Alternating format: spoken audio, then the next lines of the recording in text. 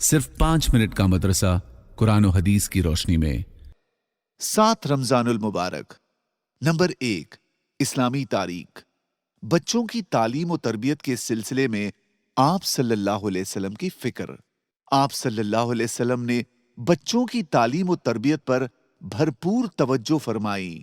چنانچہ جب بدر کے قیدی مدینہ منورہ لائے گئے، جن میں سے بعض کے پاس فدیہ میں دینے کے لیے کچھ نہ تھا، تو آپ نے ان سے کہا کہ تم میں جو شخص لکھنا جانتا ہو وہ فدیے کے طور پر انصار کے 10 بچوں کو لکھنا سکھا دے، اس کے بعد اسے چھوڑ دیا جائے گا۔ خود آپ صلی اللہ علیہ وسلم بھی موقع با موقع بچوں کو دین کی باتیں سکھاتے رہتے۔ بخاری شریف کی روایت ہے کہ ایک مرتبہ حضرت ابو سلمہ رضی اللہ عنہ آپ صلی اللہ علیہ وسلم کے ساتھ کھانا کھا رہے تھے۔ ان کے کھانے کا طریقہ سنت کے خلاف تھا۔ آپ صلی اللہ علیہ وسلم نے ان کو نصیحت کرتے ہوئے فرمایا، اے لڑکے، اللہ کا نام لے کر کھاؤ، اپنے داہنے ہاتھ سے کھاؤ اور اپنے سامنے سے کھاؤ۔ نمبر 2، اللہ کی قدرت، بچاؤ کی صلاحیت۔ اللہ تعالیٰ نے ہر جانور کو اپنی حفاظت و بچاؤ کی صلاحیت سے نوازا ہے۔ چنانچہ بیل، بھینس اور بکریوں کو سینگ عطا کر دیے، اور جنگلی جانوروں میں سے ہرن، باراسنگا اور گینڈے کو ایسی سینگ لگائی کہ اگر کوئی خوخار درندہ ان پر حملہ کرے تو آسانی سے یہ اپنی حفاظت کر لیتے ہیں۔ اس طرح تمام جانوروں کو بچاؤ کا سامان اور حفاظت کا طریقہ سکھا دینا، یہ اللہ کی قدرت کی بڑی نشانی ہے۔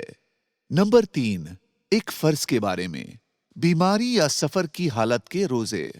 قرآن میں اللہ تعالیٰ فرماتا ہے، جو شخص بیمار ہو یا سفر میں ہو تو دوسرے دنوں میں شمار کر کے اس میں روزہ رکھنا واجب ہے۔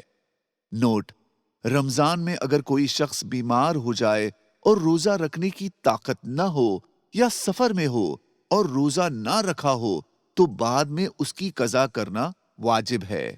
نمبر 4، ایک سنت کے بارے میں، سنت پر عمل کرنا۔ حضرت انس رضی اللہ عنہ کہتے ہیں کہ رسول اللہ صلی اللہ علیہ وسلم نے مجھ سے فرمایا، اے میرے بیٹے، اگر تجھ سے یہ ممکن ہو کہ تو صبح سے شام اس طرح کرے کہ تیرے دل میں کسی سے کینہ اور کھوٹ نہ ہو تو ایسا ہی کر۔ پھر فرمایا، اے میرے بیٹے، یہ بات میری سنت میں سے ہے، اور جس نے میری سنت کو زندہ کیا اس نے مجھ سے محبت کی، اور جس نے مجھ سے محبت کی وہ جنت میں میرے ساتھ ہوگا۔ نمبر 5، ایک اہم عمل کی فضیلت، ہر حرف پر 10 نیکیاں۔ رسول اللہ صلی اللہ علیہ وسلم نے فرمایا، جو شخص قرآن کریم کا ایک حرف پڑھے اس کے لیے اس حرف کے بدلے 1 نیکی ہے، اور 1 نیکی کا اجر و ثواب 10 نیکی کے برابر ملتا ہے۔ میں یہ نہیں کہتا کہ پورا الف لام میم 1 حرف ہے، بلکہ الف 1 حرف ہے، لام 1 حرف ہے اور میم 1 حرف ہے۔ نمبر 6، ایک گناہ کے بارے میں، جھوٹ کی وجہ سے روزہ قبول نہ ہونا۔ رسول اللہ صلی اللہ علیہ وسلم نے فرمایا، جس شخص نے روزہ رکھ کر جھوٹ بولنا اور اس پر عمل کرنا نہیں چھوڑا تو اللہ تعالیٰ کو اس کا کھانا پینا چھوڑنے کی کوئی ضرورت نہیں، اللہ تعالیٰ اس روزے کو قبول نہیں کرتا۔ نمبر 7، دنیا کے بارے میں، قرآن اچھی آواز سے پڑھنے والا شخص۔ حضرت طاؤس رحمت اللہ علیہ کہتے ہیں کہ کسی نے رسول اللہ صلی اللہ علیہ وسلم سے پوچھا کہ اچھی آواز سے قرآن پڑھنے والا کون شخص ہے؟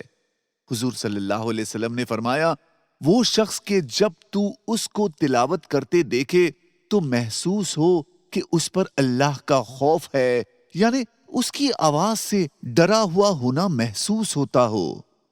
نمبر 8، آخرت کے بارے میں، مردے کی حالت۔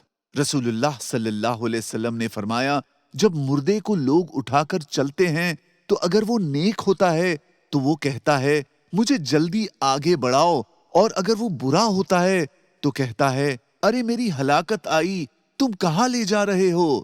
اس کی آواز کو جنات و انسان کے سوائے اللہ تعالیٰ کی تمام مخلوق سنتی ہے۔ اگر انسان اس کی آواز سن لے تو بے ہوش ہو جائے۔ نمبر 9، तिब्बे नबवी से इलाज, सूरे फातिहा से इलाज।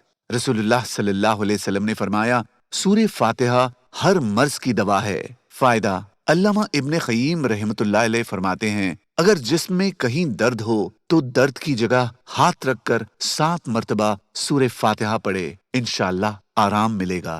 नंबर 10, कुरान की नसीहत। खर्च करने के बाद एहसान मत जतलाओ। कुरान में अल्लाह ताला फरमाता है, जो लोग अपने माल अल्लाह के रास्ते में खर्च करते हैं, फिर खर्च करने के बाद ना एहसान जतलाते हैं और ना कोई तकलीफ पहुंचाते हैं, वो अपने परवरदिगार के पास अपना सवाब पाएंगे।